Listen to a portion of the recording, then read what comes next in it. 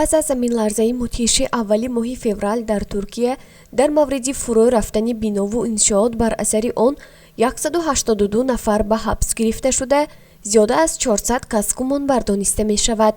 بنا به اطلاع Associated Press، اینها اساساً پیمانکاران ساختمانی منزل‌ها، مالکان یا مدیران بناها می باشند. در این باره ازیا پلوس خبر می دهد.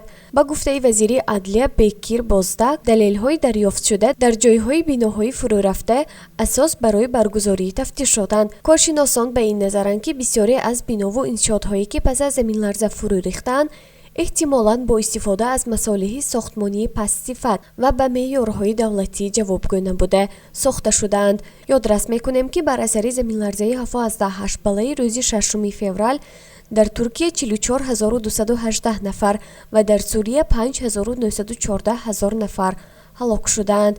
در ترکیه کارهای برقرارسازی خانه‌ها آغاز شده است. بر اثر زمین‌لرزه زیاده از 160,000 بناها تخریب شد که در آن 520,000 منزل ویران یا آسیب دیده است. قابل ذکر است که در ترکیه به مهلت 3 ماه وضعیت فوق‌العاده اعلام شده است.